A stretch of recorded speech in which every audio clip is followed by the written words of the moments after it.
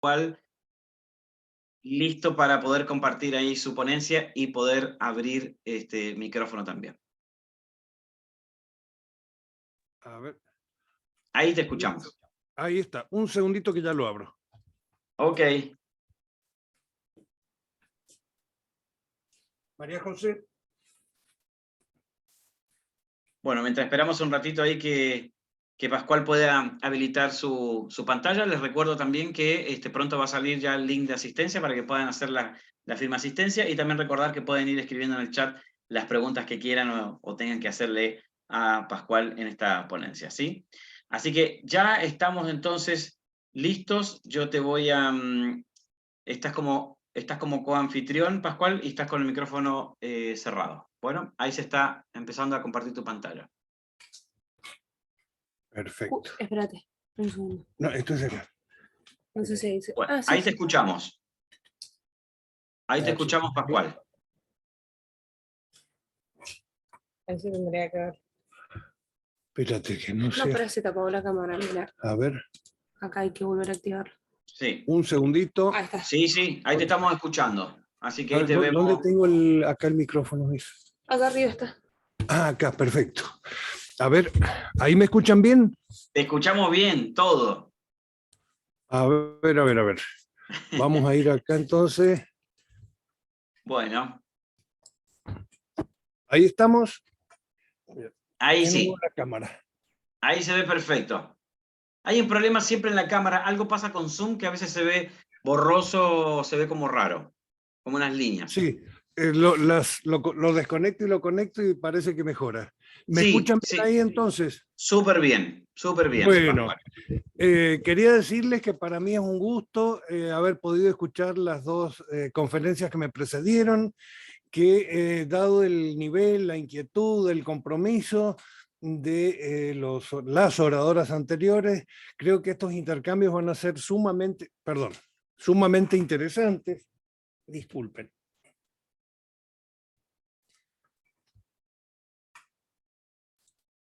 Es la cámara la que... La cámara se desconecta abajo. ¿Hay algún problema con el...? No, yo creo que no es tu cámara, ¿eh? Pasa siempre en Zoom, en algún momento. Así que si te distrae mucho, la puedes dejar desconectada un rato, no hay problema. Bueno, ahí vamos. El tema que me propuso Loreto, o María Loreto, fue el de un acompañamiento psicofarmacológico humanizado en procesos terapéuticos de experiencias traumáticas. Me gustó muchísimo porque, a ver, vamos a corto directo. Me gustó muchísimo, ahí te está pasando lo mismo a vos.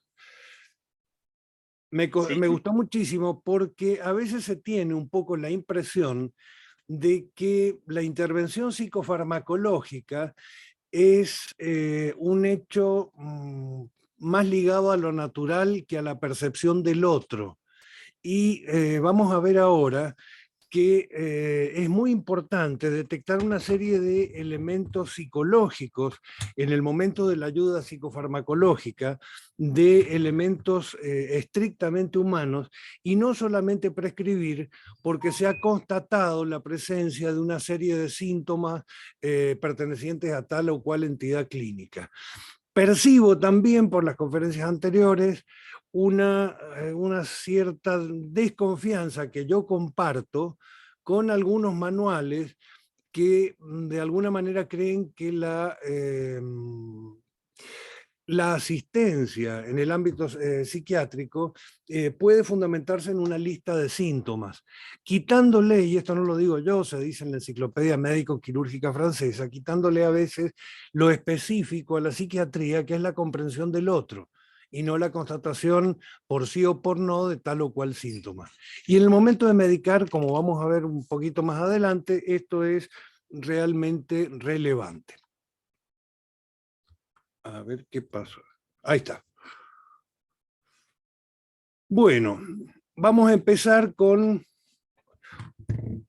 una consideración que tiene que ver con lo que el médico encuentra y a veces lo que el psicofarmacólogo encuentra. Al principio va a parecer un poco distante, pero luego se va a advertir la vinculación del ejemplo. cuando tiene que medicar una determinada enfermedad. Supongamos que tuviéramos que formar a un determinado profesional, y damos un ejemplo al azar, que tenemos que formar, perdón, disculpen, se me soltó. Aquí, en el siglo XVI, XVIII, era bastante frecuente que el arte y la ciencia fueran de la mano. Lamentablemente, con el crecimiento de las ciencias particulares, se han ido no solo separando del arte que debería ser inclusive hasta el arte de curar, sino que se han ido fragmentando las ciencias y existe una cierta incomunicación entre muchas de ellas. Ha habido una fragmentación del conocimiento que se veía más o menos accesible, y en algunas de las cumbres, por ejemplo, en Leonardo da Vinci, era poseído por una sola persona, y luego con el crecimiento desmesurado, o en buena hora desmesurado, que han tenido las ciencias, resultan imposibles de abarcar en su totalidad y se han desvinculado de la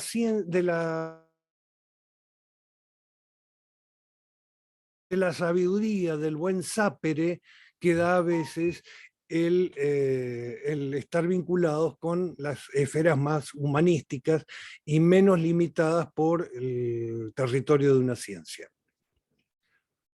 Si tuviéramos, por ejemplo, que preparar un profesional, este ejemplo lo voy a dar rápido, pero creo que es ilustrativo, se me ocurrió esta tarde. ¿Qué pasaría si decimos que vamos a preparar un profesional gastronómico?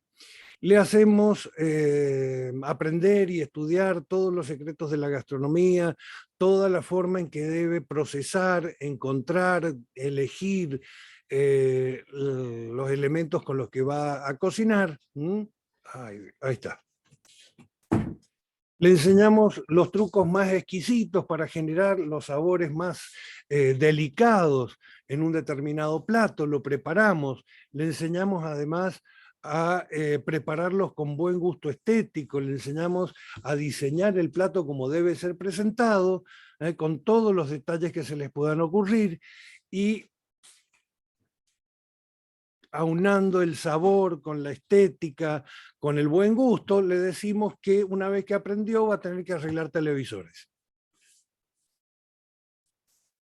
Hay una dramática disociación entre la preparación y lo que va a encontrar después en el ámbito laboral.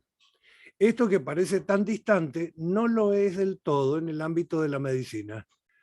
Vamos a preparar, por ejemplo, un determinado médico, va a estudiar anatomía, como se hacía desde antes de la medicina moderna, y van a tener distintas sesiones de estudio, por ejemplo, del esqueleto, de las vísceras huecas del cuerpo, inclusive pueden llegar a ver qué es lo que pasa adentro de la cabeza.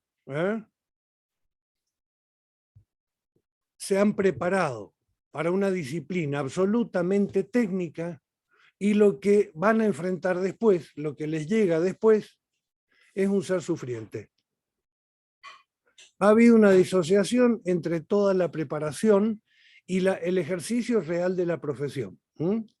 Por eso muchos perseveran y tratan de hacer prevalecer un determinado conocimiento que han adquirido con prioridad, tratando de explicar fenómenos complejos con reduccionismos. Como solo saben que una enfermedad neurológica da un trastorno de tal o cual característica, seguimos buscando cuál es la zona de lesión en el trastorno por déficit de atención, cuando por definición no hay lesión anatómica. Y salen artículos en revistas científicas donde está la lesión en el trastorno por déficit de atención. No existe, es una disfunción molecular, es una disfunción de receptores.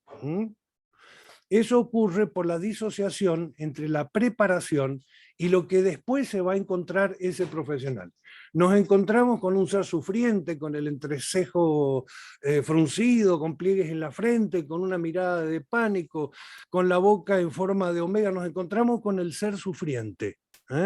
Y para eso no hay anatomía ni farmacología que valga. Voy anticipando un poco la charla. Hay empatía, hay diagnóstico, no nos tenemos que asustar, sí, hay diagnóstico, y fundamentalmente un diagnóstico descriptivo fenomenológico sin apelar a teorías externas al caso concreto. Describimos lo que vemos, como en este caso, y comprendemos el caso y accedemos a lo esencial de la consulta a través de la descripción. A través de la descripción de las facies del otro, de la actitud del otro, del modo de mirar del otro, tratando de integrarnos empáticamente. Y cuando esa empatía no es posible, decimos que algo le pasa y presumimos una psicosis. La ruta diagnóstica va por otro lado, se nos escapa la posibilidad de una empatía. Todo eso es importante, como vamos a decir, vamos a retomar esto al final, es el principio del diagnóstico y es el principio de la terapéutica. Curamos en la medida en que entendemos, o ayudamos en la medida, no siempre curamos. A veces las respuestas no están ligadas estrictamente a variables corporales, ni siquiera a variables estrictamente conductuales. Ha hecho una irrupción ahora en Estados Unidos un determinado autor que hace unas terapias basadas fundamentalmente en la filosofía, lo cual no es nuevo. Eso estaba ya en las escuelas fenomenológico-existenciales, pero está llamando la atención el hecho de que muchas veces la búsqueda de determinados valores trascendentes, de determinados conocimientos trascendentes, tienen que ver con el planteo o con el modo de estar en el mundo de las personas que consultan. Acá los tenemos a Aristóteles con su ética y al lado a Platón. Este hombre es un ejemplo de un último intento por mantener ligadas el arte y la ciencia. Y a su vez es el padre de la moderna farmacología. Es Andrea Paracelso. Su nombre real era suizo-alemán, es bastante más largo, pero la idea de este hombre estaba fundada en que muchos de los procesos químicos que se veían en la naturaleza se daban también dentro del hombre. Esta idea de que los procesos químicos que se veían a nivel, en ese momento se iniciaba la experimentación, se podían dar dentro del hombre, hacía pensar que existía una afinidad natural y que se podían interferir esos procesos con compuestos que estaban generalmente presentes en la naturaleza. Este hombre tenía algunas, aunque él se lo considera el padre de la farmacología, y era también un alquimista, que son un poco los precursores de los bioquímicos, tenía algunas ideas particulares y creía que todas las enfermedades tenían que tener una determinada cura, partiendo de principios religiosos, que si no, Dios no quería a las criaturas, si no les había destinado un remedio para cada una de las dolencias.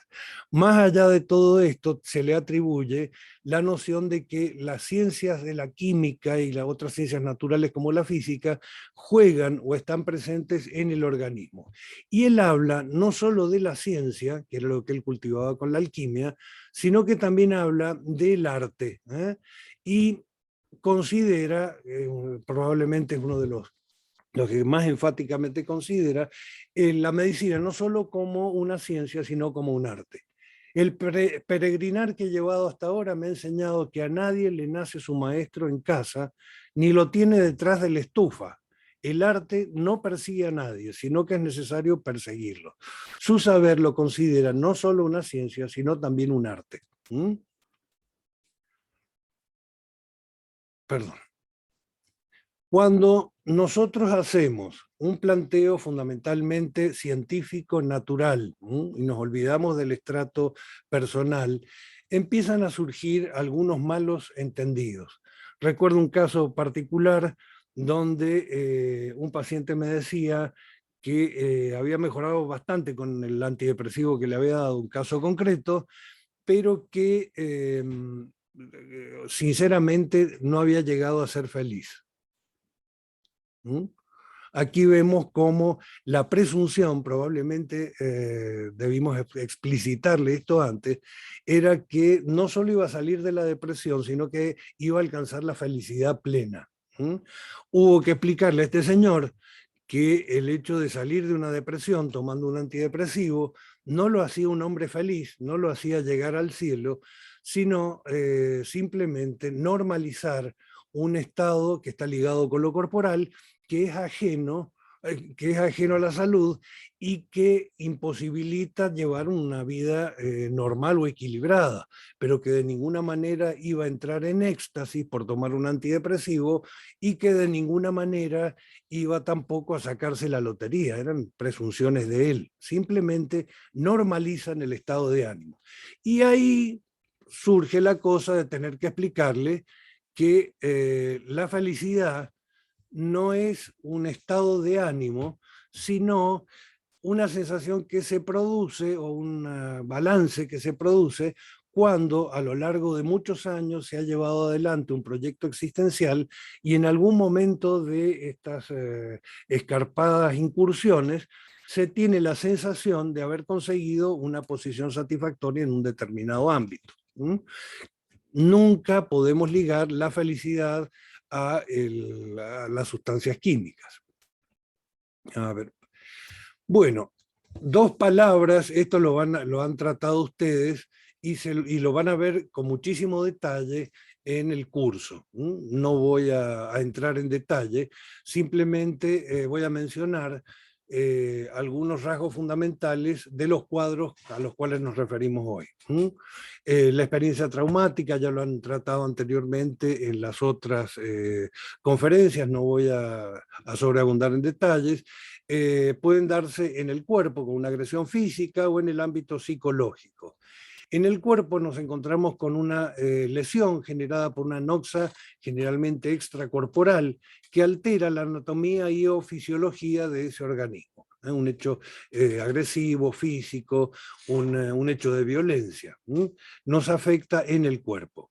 Pero también puede haber una experiencia traumática en el ámbito psicológico. Aquí se va a producir, y aquí está lo que mencionaban anteriormente, una herida emocional, una actitud de alerta, una expectación angustiosa, una sensación de tener que estar en guardia constantemente porque puede repetirse una agresión, una sensación de descreimiento del otro, una sensación de ambigüedad frente a la necesidad de protección y a las situaciones vividas con personas que deberían haberlo cuidado. Finalmente, todo esto hace que se sientan amenazados en su integridad psicológica en este caso. Ejemplos: una amenaza de muerte, lesiones graves, riesgo de personas cercanas, aquí está otra vez el fantasma del abuso o el fantasma del maltrato, exposición profesional directa y repetida a determinados niveles de agresión. Pónganse el papel, por ejemplo, de un policía que tiene que estar poniendo orden en una sucesión de manifestaciones. Esto se ve todos los días en Buenos Aires hoy. Yo me imagino esta gente debe estar con una expectación angustiosa porque además, si tienen cualquier exceso, van a ser procesados legalmente. Entonces tienen que estar un poco ahí en una situación muy tensa. Otros ejemplos: haber sufrido un ataque terrorista, una bomba, haber sufrido una tortura, estar presentes en una guerra. Hoy tenemos ejemplos realmente dramáticos de estas situaciones. Haber estado secuestrado, o haber tenido una enfermedad grave súbita, por ejemplo, estar bien y de golpe tener un accidente cerebrovascular. Eso representa una experiencia traumática relevante, y tanto más por las secuelas que puede dejar y las eventuales secuelas que puede llegar a suponer tener en el futuro. Todas estas son experiencias traumáticas. Cuando hablamos de estrés postraumático, esto se va a tratar mucho más extensamente en el curso. Hay algunos elementos que le dan las características particulares a este tipo de estrés. A ver, ahora, a este tipo de estrés. En primer lugar, la reaparición del episodio traumático, los flashbacks, no hay caso. Los flashbacks o la reaparición de las imágenes. Estas personas tienen la impresión de que rápidamente como que se les enciende una pantalla y les reaparece la situación traumática inicial. Esto ocurre, por ejemplo, en personas que han estado en batalla o que han sido agredidas muy brutalmente. Reaparece esa imagen con una alta carga afectiva y les impide estar en alguna situación de una buena ventana perceptiva, como decía Bárbara. Les achica mucho la posibilidad de llevar una vida normal. Evitación de todos recuerdos relacionados. Cualquier recuerdo relacionado funciona como clave, como cue para volver a recordar esta situación de estrés en la cual se sintieron sumamente vulnerados. Va a haber pesimismo, va a haber compromiso de la atención, una hipoprosexia, que esto muchas veces está ligado a un cuadro depresivo, y negatividad ligada al pesimismo. Muchas veces en el cuadro depresivo la persona tiene la impresión de que tiene un menoscabo en sus capacidades intelectuales y en realidad lo que tiene es una imposibilidad o una disminución de la capacidad para prestar atención.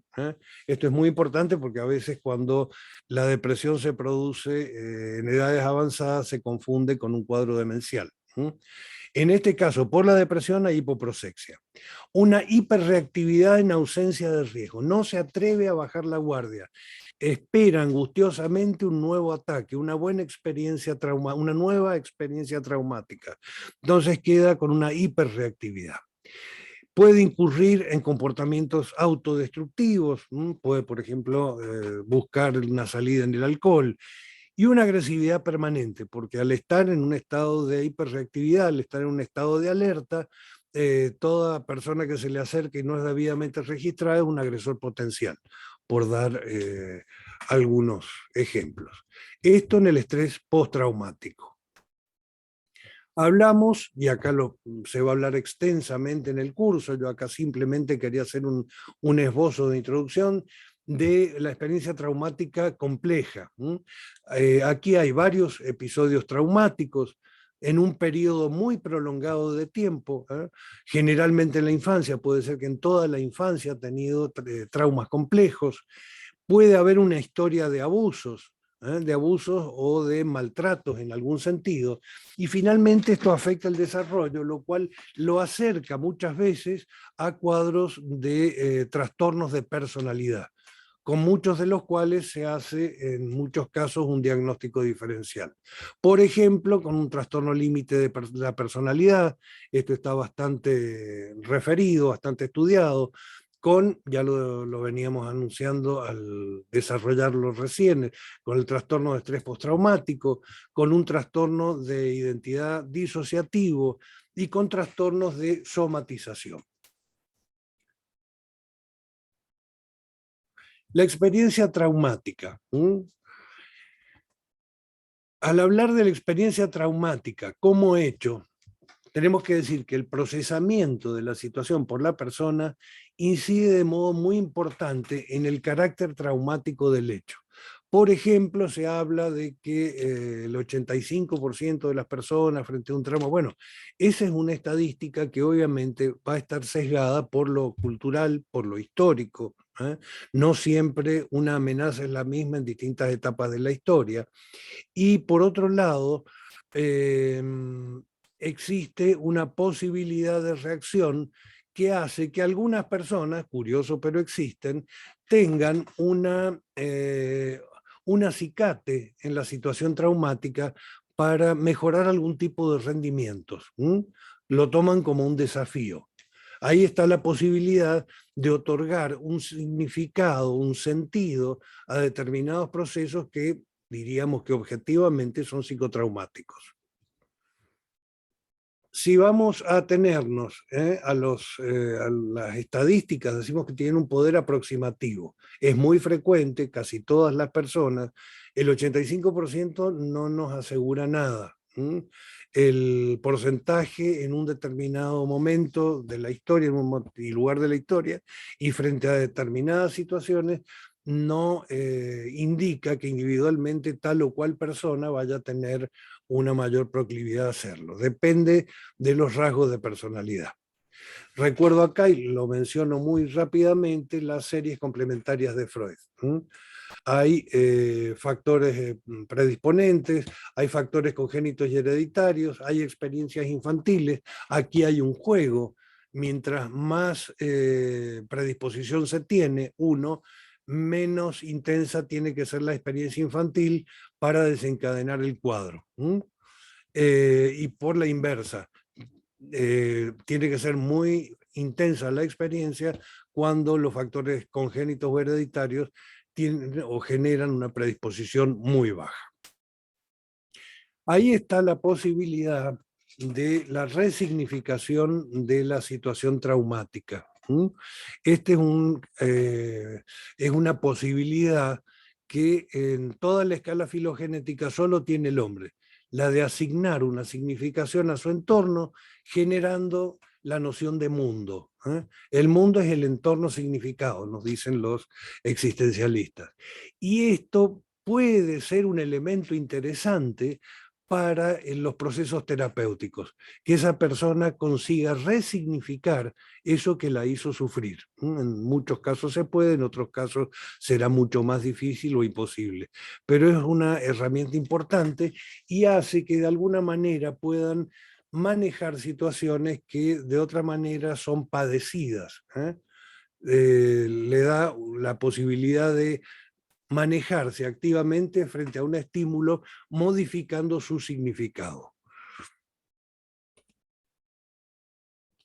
Distinto es el caso de lo causal. En este caso, el estímulo no es simplemente una situación causal como la que podríamos tener lanzando una bola de nieve desde una ladera, que va a tener un desenlace único, o las esferas de metal que se golpean. Esto es propio de la naturaleza inorgánica.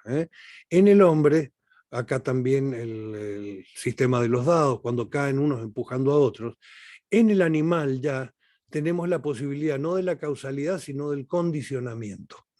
Recordamos los experimentos de Pavlov y cómo con dos estímulos distintos se produce una determinada respuesta. No hay respuesta con la comida, hay respuesta con la comida, con salivación, con el silbato no, y cuando ambos se juntan hay una respuesta condicionada. Este mecanismo, que aquí está ligado a lo apetitivo, puede darse también un condicionamiento aversivo, como en las pruebas de evitación con la electrocución de las patas de la rata.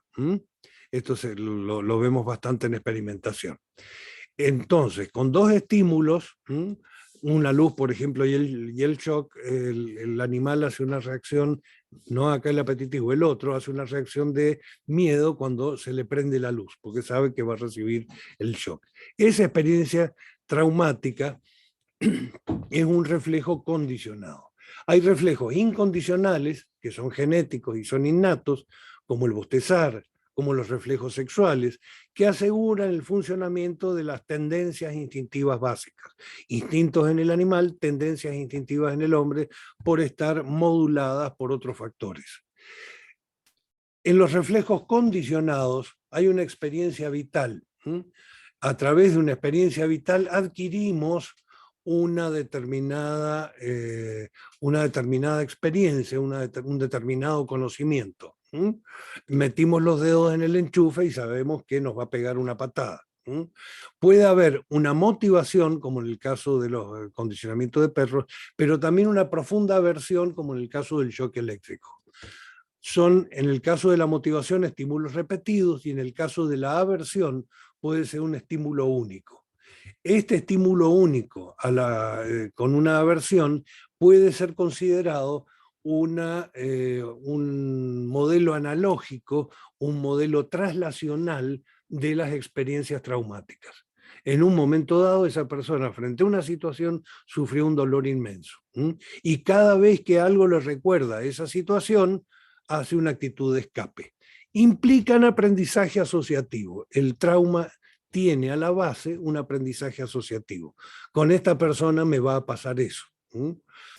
Aparece otra persona y hago una expectación angustiosa porque me puede pasar lo mismo que me acuerdo que me pasó con esa persona. Y ahí está, acá me atengo un poco a lo sugerido por Loreto, la acción de los psicofármacos. Tenemos que adaptar los psicofármacos, en primer lugar, a las evidencias naturales y después algunos elementos estrictamente humanos.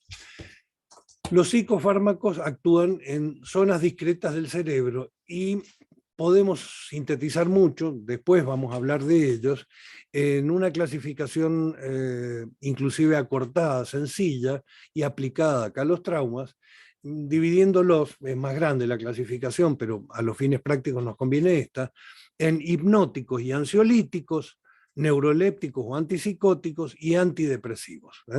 Todos estos pueden ser utilizados, aunque predomina el consenso de la necesidad de una psicoterapia en estos tipos de trauma, pero nos pueden ayudar mucho a manejar los afectos en el ámbito del trauma. Mencionaba Bárbara la necesidad de ordenar algunas estructuras cerebrales. Con los neurolépticos facilitamos, después podemos comentar aparte el circuito de Grace, facilitamos el que el córtex frontal asuma el control de las conductas dirigidas a un fin. Ese córtex frontal va a proyectar sobre el estriado ventral, que es el mediador de las eferencias de ese córtex frontal. Sobre esa estructura proyectan también el hipocampo, reforzando al córtex frontal, y la amígdala, interfiriendo el juego de sinergismo que hace el hipocampo con el frontal. Cuando nosotros damos neurolépticos, disminuimos la acción desordenadora de la amígdala sobre el córtex frontal y de alguna manera restituimos la función del córtex frontal. Hay una relación ahí entre neurotransmisores de glutamato y dopamina en el estriado ventral, que sería largo comentar acá. Lo vamos a ver cuando demos la obligación curricular esta o la materia esta. Pero sí tenemos que tener en cuenta que los antipsicóticos ayudan a ordenarse. En una persona que está muy desintegrada por los afectos, en una persona que no consigue manejar sus afectos, no solo en el psicótico, sino también en el que tiene una dificultad importante en la integración de afectos con razón, si se quiere, o con conductas dirigidas a un fin, los antipsicóticos suelen ser muy útiles. Y además, fíjense qué curioso, los hipnóticos y ansiolíticos afectan las respuestas condicionadas y no condicionadas. Las no condicionadas, como el reflejo de posición, cuando subimos el ansiolítico se caen porque están dormidos, o si subimos el hipnótico. Pero cuando nosotros usamos antipsicóticos, se afectan las respuestas condicionadas y no las no condicionadas. Hay un error acá en este. Las respuestas condicionadas, hay un error acá en el tipeo, discúlpenme. En los neurolépticos, las no condicionadas no se afectan. La posición, la conciencia no se afectan.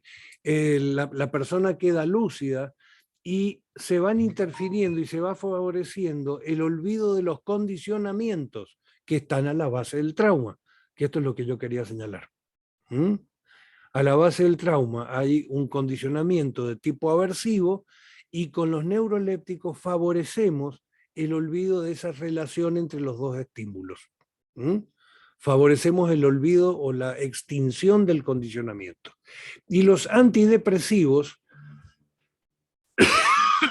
modifican el estado de ánimo. Esto que contaban recién Loreto y Bárbara de la anedonia en las personas que tienen el trauma, es un elemento para algunos medular en los cuadros depresivos. Esa sensación de no poder disfrutar de nada, esa sensación de que nada les agrada, que están mal con las cosas que siempre les gustaron. El que escuchaba música pierde la afición por la música porque no siente lo que sentía antes. En el caso, por ejemplo, de los depresivos, muchos bajan de peso porque no encuentran sabor a la comida. Y después hay un rebote cuando recuperan el peso y les resulta todo rico. Ahí tenemos que tener algún tipo de cuidado con el sobrepeso. La aproximación clínica, sobre todo a la hora de hacer diagnóstico y de medicar. ¿Qué es lo que no tenemos delante nuestro? Un cerebro. Tenemos una persona. Un catálogo de signos y síntomas, los manuales diagnósticos y estadísticos que a veces obligan a elegir, obligan entre comillas, o inducen o sugieren el uso de tal o cual fármaco. Un animal de laboratorio en los cuales probamos estos fármacos. 2 vectores en el éter, un impulso y el contrario. El hombre no es solo eso. Hay un poco de eso, pero no es solo eso. Y no tenemos un problema teórico. Tenemos delante nuestro, como vimos antes, un ser sufriente, con todas las características que describíamos en el anterior. Sí tenemos delante nuestro una persona única e irrepetible.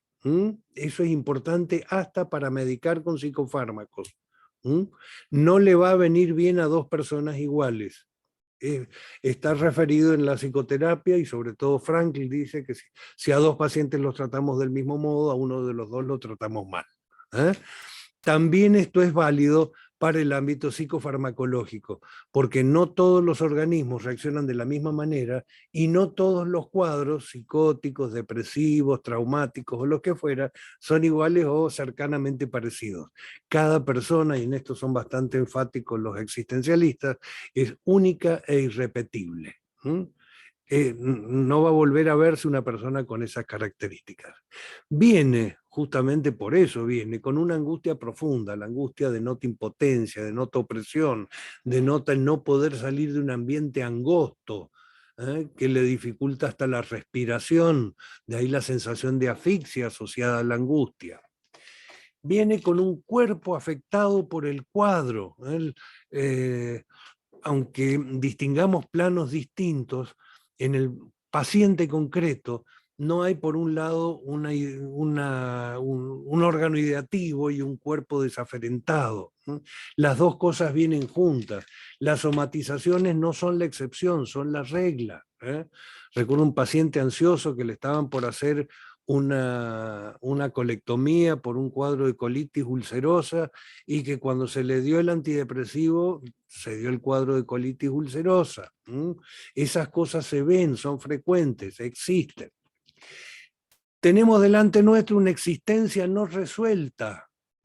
Esa persona tiene que tener algunas metas en su vida, si no las tiene va a tener dificultades aunque funcione bien el antidepresivo. Va a dejar de tener depresión, pero no va a ser feliz, ni se va a sacar la lotería. Y lo que tenemos, y esta es la diferencia entre la psicopatología, que es un saber teórico, y, perdón, entre la psicopatología, que es un saber teórico, y la psiquiatría, que es un saber práctico, lo que nosotros tenemos delante es el dolor del otro, el problema del otro, la función del abordaje terapéutico, psiquiátrico o psicológico, es ayudar a manejar el dolor del otro, no hacer una elucubración teórica. Si el saber teórico nos viene bien para resolver el caso, bienvenido. Pero frente al paciente, la demanda que tenemos es la del problema concreto de quien está adelante sufriendo con nosotros. ¿Cómo proceder? Algunos elementos prácticos que vienen de los conocimientos generales que todos manejamos en el momento de la entrevista. El momento diagnóstico inicia la terapéutica. Tengo que estar frente al otro, tengo que percibir lo que el otro siente, tengo que ver lo que yo siento frente al otro, y eso es la vivencia, es lo que estamos viviendo los 2 juntos. ¿Qué me despierta el otro? Sirve para el diagnóstico. Hablo con esta persona y me invade una tristeza y un depresivo. Hablo con esta persona y me siento un poquito exaltado, demasiado optimista, un cuadro hipomaníaco maniforme. ¿Eh? Hablo con esta persona y no entiendo bien qué me quiere decir. Parece que no apunta a nada. Es el lenguaje disgregado de un esquizofrénico. ¿Y qué me despierta en cuanto a sentimiento? Me despierta perplejidad. ¿Mm? En el diagnóstico iniciamos la terapéutica. Si esa persona depresiva, hipomaníaca o preocupada por su trauma se siente comprendida y se siente bien diagnosticada porque hemos compartido esa vivencia y hemos hecho una aproximación más o menos feliz a través de la descripción que es para nosotros, y también de la gestualidad, que de alguna manera se acondiciona. Todos los elementos paraverbales son importantísimos para analizar en el diagnóstico y para hacer las devoluciones. En muchos casos tenemos que estar en silencio mucho tiempo, pero le hacemos las devoluciones con las cejas, con la boca, con la sonrisa, poniendo improvisando un gesto de asombro. Le estamos dando un montón de información sin haber dicho nada. Ahí empieza la terapéutica. Describimos lo que percibimos, esto de cómo nos sentimos al hablar con esa persona, qué nos despierta el diálogo con esa persona. Registramos ¿cómo proceder? Registramos la vivencia del encuentro. Este encuentro se plantea en tal o cual clave. Este encuentro se me figura como un encuentro triste. Este encuentro se me figura como una situación cargada de angustia y de temor frente a no sé qué todavía del futuro, que debe tener alguna relación con alguna vivencia pasada. Estas sensaciones que nos invaden cuando nosotros estamos frente al otro, si intentamos una actitud empática, tienen un valor diagnóstico y un valor terapéutico. Registramos los sentimientos e impresiones que nos produce la vivencia. Tratamos de establecer un vínculo empático, ya lo dijimos. Si hay un vínculo empático, nosotros estamos en posición de iniciar un proceso psicoterapéutico, un acompañamiento. Si no aparece, muy probablemente tengamos que medicar porque se trata de una psicosis. Registramos la vivencia del otro en el momento diagnóstico y luego en la actuación terapéutica, actitudinal y farmacológica. Yo debo saber qué es lo que siente el otro, porque no lo voy a medicar después de tachar un montón de síntomas en un papelito. No voy a hacer un diagnóstico por una acumulación de síntomas solamente. El diagnóstico lo hago, pero este es un depresivo. ¿Y qué predomina? Y al hablar con él siento una energía, una desvitalización, una sensación de astenia. Y bueno, además del antidepresivo, se va a necesitar en una de esas un psicoestimulante o un neuroléptico activador como el aripiprazol, que tiene una acción agonista sobre los receptores de 2. No es solamente hacer un diagnóstico colectando síntomas, sino tratando de indagar sobre los sentimientos que están embargando a esa persona en ese momento. En un caso, por ejemplo, donde predomina, me acuerdo un caso concreto, la anedonia, en Europa están utilizando para ese tipo de, algunos grupos, para ese tipo de depresiones, cantidades bajas de un opiáceo, el tramadol. Es porque hay anedonia y el paciente refiere a anedonia. Ajustamos la medicación no solo a un diagnóstico hecho con los manuales, sino también a todas las vivencias que el otro nos despierta en la relación interpersonal, en la entrevista diagnóstica y psicoterapéutica. Registramos la vivencia del encuentro, registramos los sentimientos e impresiones que nos produce esa vivencia. Tratamos de establecer un vínculo empático.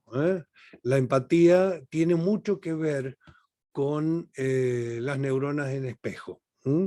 Si yo consigo captar la gestualidad del otro, Si consigo incorporar la gestualidad del otro, es probable que se me despierte por un mecanismo de neuronas en espejo, que se me despierte un sentimiento parecido con la contemplación de su expresión facial. Si yo veo una persona triste, de alguna manera la tristeza me toca, me llega. Si veo una persona exaltada, de alguna manera puede hasta irritarme. Registramos la vivencia del otro en el momento diagnóstico y luego en la terapéutica. ¿Qué es lo nuestro? Y esto para concluir. Curar a veces, mejorar síntomas con frecuencia y acompañar siempre. Muchas gracias.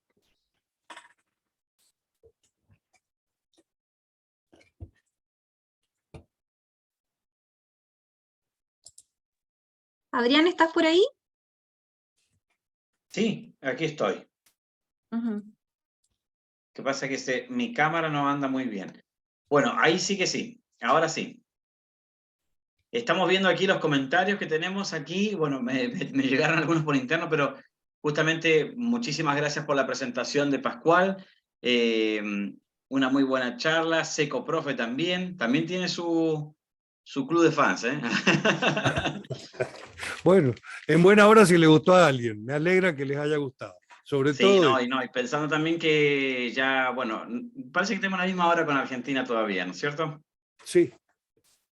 Exactamente, así que hay muchos agradecimientos. Pascual, yo también te quiero agradecer a ti por tu ponencia también muy, muy aportativa, y ya cerrando, ¿no es cierto?, este ciclo, les agradecemos a todos también los participantes. Si hay alguna duda o consulta, quizás la pueden hacer en el chat, pero veo muchísimas agradecimientos para los tres, para Bárbara, para Loreto, respecto a agradecimientos de las tres ponencias, así que exposiciones muy claras, dicen también aquí. Así que, por nuestra parte, vamos a dejar en estos momentos, a partir de ahora, de grabar.